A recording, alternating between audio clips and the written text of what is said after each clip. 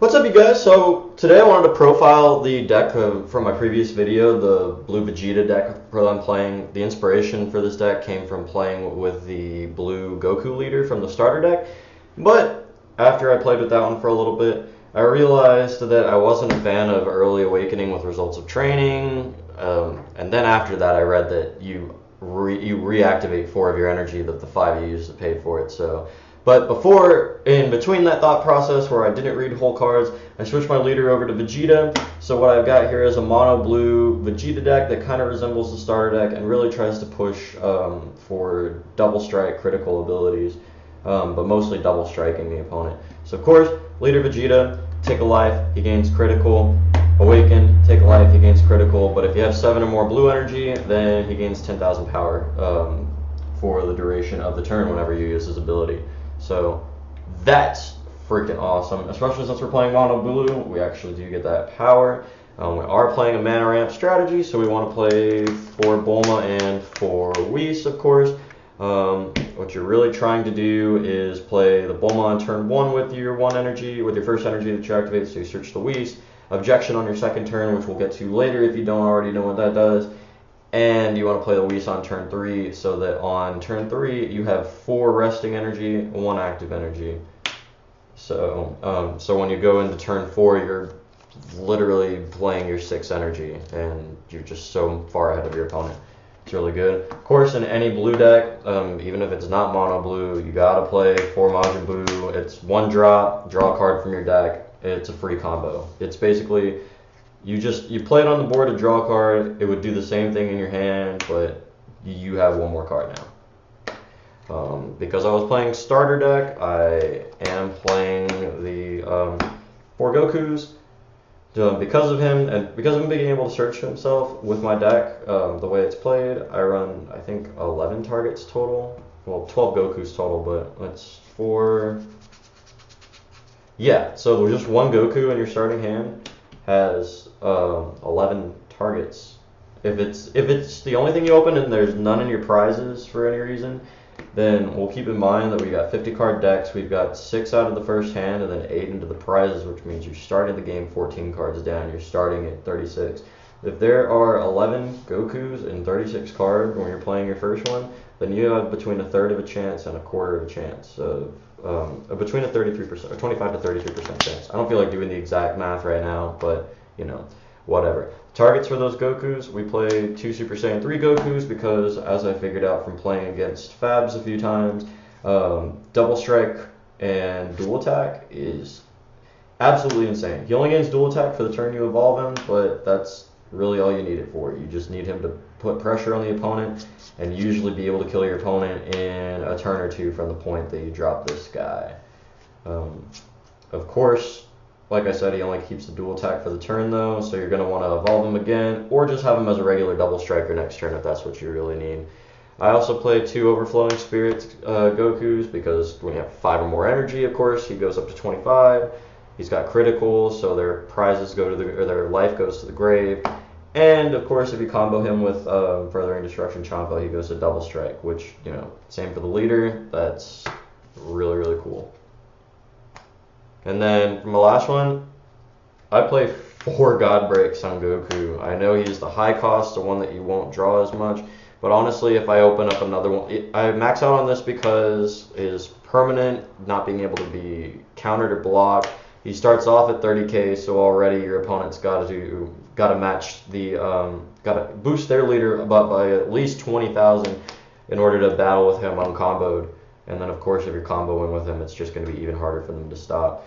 So what you want to do with this guy is play him after you put some pressure on them with your leader and with other attackers, so that they've used their combos. Their negates and their blockers aren't going to matter against this thing, but the chances are, if they have enough life to the point where you leave them at 1 or 2, or you're trying to get them down to 1 or 2, there are a lot of chances that they won't negate until they're down to 1 or 2 life. So you just get them down to that critical state, not this critical, but that critical state of, oh my god, I'm going to lose if I take a double strike. Drop this guy that can't be blocked or countered. Boom, you're good to go. Plus, I just really love the art on this card. We have a special rare one in the binder, but I like all my stuff to match in the deck. Next, I'm playing 2 Energy Boost Beerus. I'm really not sure how I feel about him. I honestly have been thinking about cutting him. I understand that he's a very good card, but for what I'm trying to do with this deck, I can honestly do what he does with other cards. It's cool that he has Double Strike, yeah, and there are some problem cards that he takes out, but more often than not, I'm holding this guy or charging him because there aren't a lot of things that I've played against so far in my time playing the game that I've really wanted to get rid of, with the exception of like some cards that evolve, big things like the 5-drop Vados or Mecha Frieza or things like that. I haven't really had a lot of matchups playing this game yet. I only get to play once a week, so but I'm learning pretty fast, and as I continue to learn, I will find out whether I want to play more or less of this card. So we'll see. One thing that I'm definitely sure on, though, is I'm only playing one Vegeta Prince of Speed, and I'm playing a God Charge Vegeta. I don't like this guy that much. A lot of people like him. Of course, he's a $20 holo because he draws 2 cards. I don't know. I just don't see drawing 2 cards as that important that late in the game, especially when you're playing the blue Vegeta leader. I honestly don't feel like these 2 cards synergize very well together. It's just not... I don't know how to describe it. I just don't like it very much. When I have that much energy, like I said, I've got 5 energy, 6 energy by turn 4. I could be playing this guy by turn 4 if I see him, but 1, that's if I see him, and 2, if I even want to play him versus anything else in my hand. I have a lot of times where I have other cards that I just really want to play instead of the Vegeta at that point. And God Charge Vegeta, it's the same thing as the Super Saiyan 3 Goku, except he keeps his dual attack. He doesn't have Double Strike, but of course you play the Furthering Destruction Champa, which we'll get to later, which means that he becomes a Double Strike, dual attacking critical user, which is insane. If at some point I may even take this Vegeta out for him, for a second one of him, but I'm going to keep them at 1 for now because the Super Saiyan 3 Goku does what he does, and more in a sense, because I actually run the Gokus to evolve with. I'd have to evolve one of these into the other one if I wanted to use his evolve, so that's not extremely helpful. And then as my last high drop, I'm playing 1 Beerus. I really like him. I cheesed somebody with him in another deck that was specifically focused on blue-green, getting cards out of the opponent's hand, pushing for big damage, and then dropping this guy to make them lose all of their energy and stuff. I really like that ability, the ability he has to make them discard, even if you don't get rid of all their battle cards and their energies. That's still 2 less cards that they can combo with or negate with later on. So that's just absolutely insane. And if what I'm hearing is correct, I'm going to have to actually ask some questions and whatnot, but the once a week playing is keeping me from asking these questions when I remember. But if they have to negate the attack before the auto goes off, like I've been hearing, then that's technically 3 cards that you're discarding from their hand with just 1 attack from that, because the auto still goes off even if your attack is negated. Rounding up to the stuff that I usually just combo with before the extra cards, of course. I'm used to having to hold the cards upside down for deck profiles like this, but new camera setup, sweet. But you play 4 boost attack Piccolo, any deck, doesn't matter. 4 of your colors gain 10,000, draw a card when your life is 4 or less, staple. If you're not playing this card, you're losing. Because the thing is, if you have this card in your hand, even if you're not winning with it, most of the time, you're just not losing with it, and you get to draw a card. It basically replaces itself. It'd be great if it replaced itself with another copy, like it just said search another boost attack Piccolo, but that would be too insane. So for now, instead of straight up replacing the card, it replaces its card advantage, your card number in hand, whenever you play it. It's really good. I was playing less than 4 of it in a Beerus cheese deck that I played, where I was trying to play the high cost Whis and the pay 16 mana to win the game Beerus ability. I was playing 2 of these, and as soon as I finally started testing the deck, I was like, oh, completely understand why now. I play 2 Gotens. It pretty much does for me what the Beerus does, if not a little more. And a lot of the problem cards that I destroy with this are less than 3 cost or less, like Goku's, other things that evolve, just stuff that can combo with. anything like that that'll keep you from winning the game, especially since this works during your turn only to destroy something when you combo with it. It's just like, you see their board, like say they've got a bunch of stuff in rest mode, but they've got that one energy boosted Majin Buu that they could combo with, and you're just like, well, I'll combo with this, I'll pay a mana, combo with this, destroy that Buu, puts you ahead just a little bit. So you usually want to hold on to these until you're sure you can use them to win, or until you absolutely have to, just to keep yourself from losing a little longer. If they have some kind of, especially if they have the red double strike deck, then this card's just absolutely insane against that. Destroys their Vegetas, destroys most of the Frosts, destroys Kaba. It's just overall a really good card, and it's testing really well at 2. And of course, I'm playing 2 Furthering Destruction Champa for the double strike, but I'm also playing double Encouraging Manaka. The difference between these, they're both 1 costs. This gives your creature 10,000 power. This only works on your leader. This lets you draw a card. And this only works for the duration of the battle, but this gives your leader double strike for the duration of the turn. So if we ever get a dual attack double strike, or if we ever get a dual attack leader, this Manaka is going to be sick.